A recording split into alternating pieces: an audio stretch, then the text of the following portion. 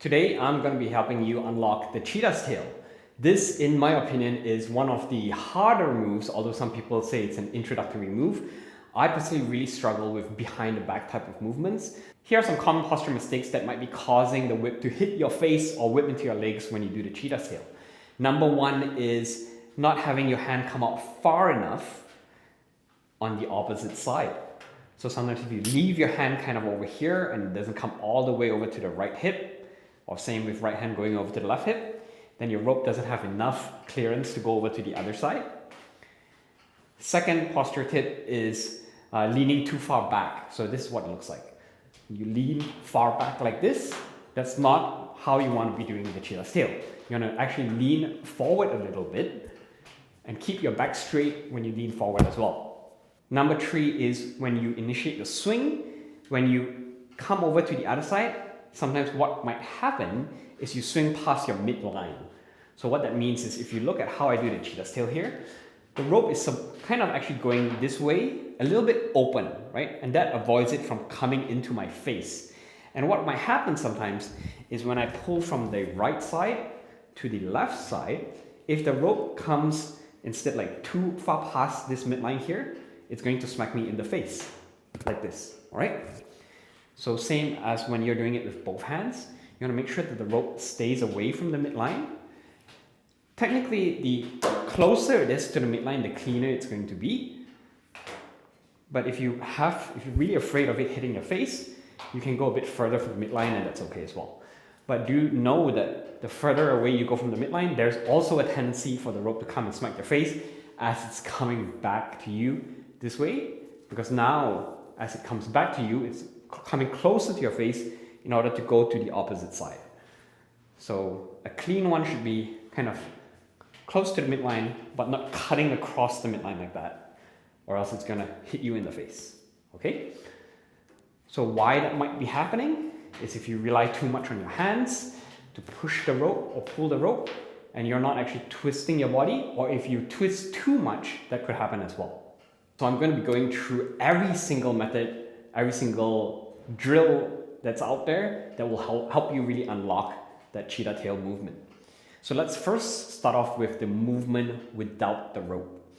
The cheetah's tail is basically going from one hand on the back like so, right hand out here, left hand out around to your right side hip, through to the opposite. So your hand's going like this, right? It's coming out, coming out, coming out, coming out. That's the main movement. So you need to first get used to these two positions. So you can start with this, right? Moving from one side to the other, as if how you would walk, by just putting your hand behind the back. The second thing you need to get used to is that pulling motion of the hand.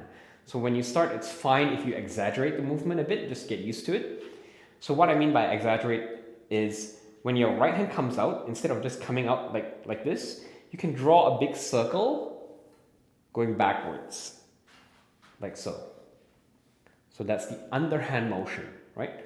One hand, one hand, one hand, one hand. From the front, one hand, one hand, one hand, one hand. Right? Get used to that circle motion. Eventually, as you get better, you want to tighten up that movement and have less of that exaggerated hand movement, and it's going to be mostly this. But what you'll notice is there's going to be a natural flow and twist of your back that will come with your hands coming closer. And the reason why is because when you're using less of that hand motion, you have to rely on that spinal rotation and twist in order to drive the rope to the other side. So you need to get used to doing this. So an easy way to get used to it is just put your hands behind your back, kind of together like this. Now that your hands are behind your back, you want to get used to that shoulder motion. And how it's working is your shoulders are basically doing that figure eight for you. And when you face your left side, it's your right shoulder coming up, and then your left shoulder dropping down and rotating around. Now your right shoulder is coming to the bottom, and as I face my right side, my left shoulder is coming up. Like so. If you struggle with it with hands behind your back, You can take both your hands, put it in front of you, and the same thing. What you're going to do is when you face the left side, your right shoulder comes up, you draw a circle backwards with your elbow, and then now you can see when I'm on the right side, it's my left hand coming up, left elbow, like this. So that's the main movement, and it's the same if your hand is behind your back as well. Looking at it from the back, this is the movement that you're doing. And looking at it from the side, whether your hands are in the front, so if your hands are in the front, it's drawing that circle backwards. And if it's the back, it's the same thing. Focus on your shoulders, not your elbows, when your hand is behind your back. So just imagine your shoulders doing the turning for you, or drawing those circles for you. The next step up that you can try is doing your underhand swings with one hand behind the back. So in this case here, I'm doing underhand in my right hand, and I just put my left hand beside the back here, just to get used to that feeling. And then next, you can switch over to underhand on your left side, and put your right hand at the left hip here, like this. Same thing if you face forward, just a different view. Get used to that. Another one-hand drill that you can try is doing the motion with just one hand. So right now I have rope in my right hand, I'm going underhand swings, and now on the right side, left side, right side, left side. So I bring it around behind my back like this. This is also very similar to the low whip out movement.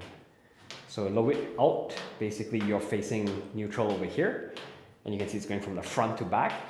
But when I'm doing underhand here, with the cheetah's tail, I'm actually facing more towards the underhand direction and doing that same movement.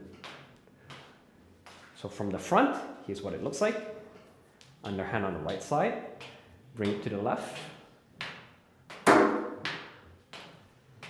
And if I'm doing this as a low whip out movement, I'm just facing here, but I want to turn more towards the underhand direction and bring it around my back like so. What you will notice when you're doing it with a one-handed motion like this is when you push it to the back, notice that your palm is always facing up. So see, it's my palm here is facing up. I push it on this side, on my left side, and then I just bring it with my shoulder. That shoulder movement back towards this direction brings the rope back on the right side. Right? Do the same with your left hand as well. So underhand swings.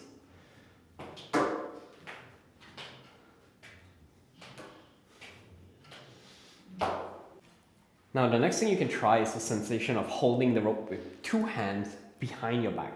So what you're going to do is, rope is held in the left hand here at the handles, and then your right hand can be a bit further out, that's fine. Eventually you'll get closer, but you start with some underhand swings like this.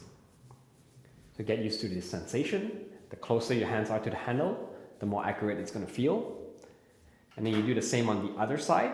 So right hand near the handles, left hand holding the rope, and you swing with the left hand.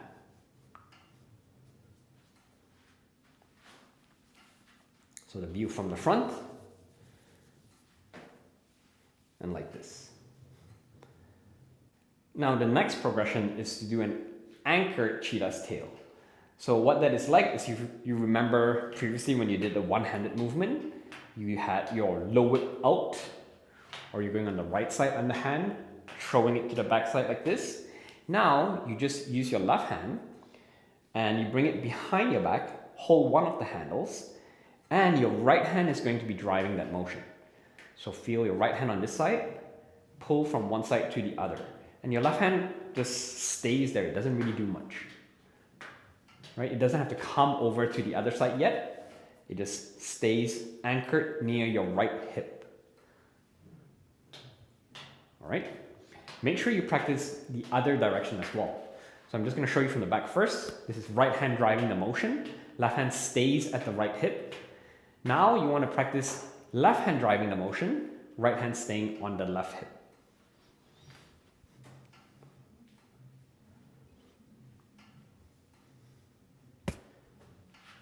You should notice as well that this anchored cheetah's tail is very similar to the torero movement that we've covered before. So the torero is where you see your left hand anchored near the right hip, and my right hand is doing the low whip out movement. But just instead, I'm facing more towards the underhand direction, self side, and I'm doing the same movement behind my back.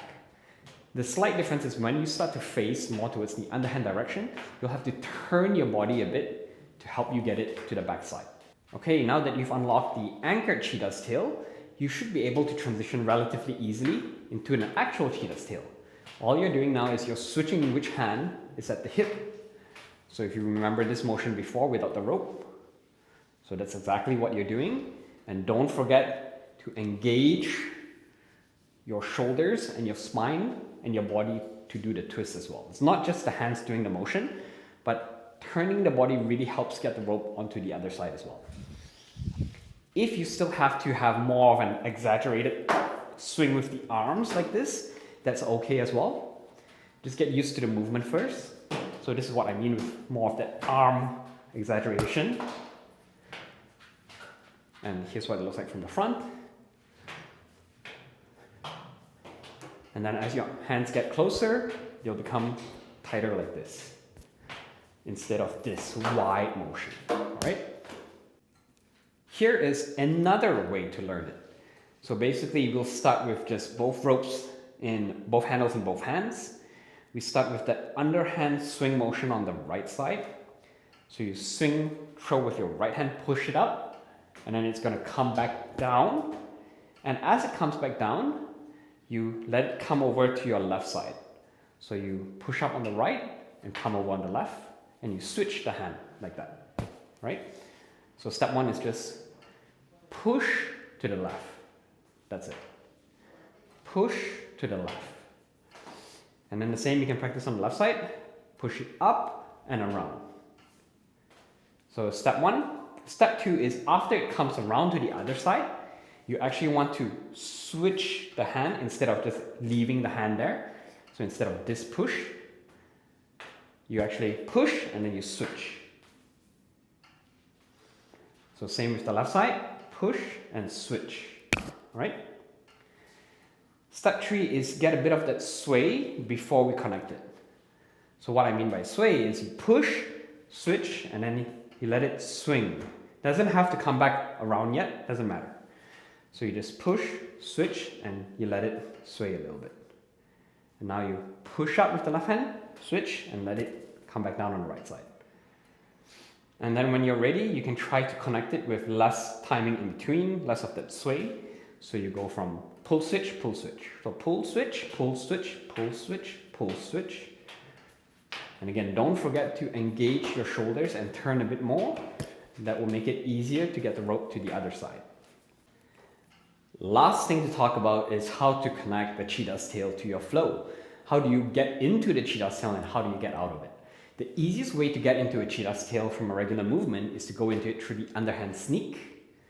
So from the underhand sneak, you're basically underhand sneak on one side and then you have the cheetah's tail, all right? From start position, basically you're just throwing the rope. Let's say my left hand here and I want a cheetah's tail on my right side. My left hand is going over my left side and coming around to the hip of my right. So it's going up like this and around to the hip. So from the back, I'm going up and around. Like throw the rope over and around, right? And around. So the key thing to pay attention to avoid the rope hooking onto your body is notice that my thumb, when I throw it up and around, faces out.